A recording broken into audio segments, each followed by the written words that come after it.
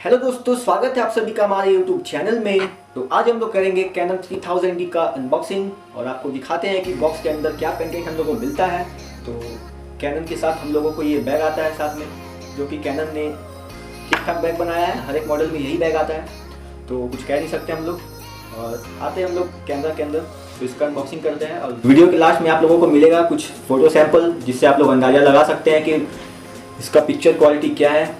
और ये बिगनर्स के लिए बहुत ही अच्छा कैमरा साबित हो सकता है, जो कि 20,000 के रेंज में बहुत ही अच्छा कैमरा है। इसको करते हैं अनबॉक्सिंग और देखते हैं बॉक्स के अंदर हम लोगों को क्या मिलता है। तो हमारे चैनल पर बने रहिए और चैनल को सब्सक्राइब करना ना भूलें।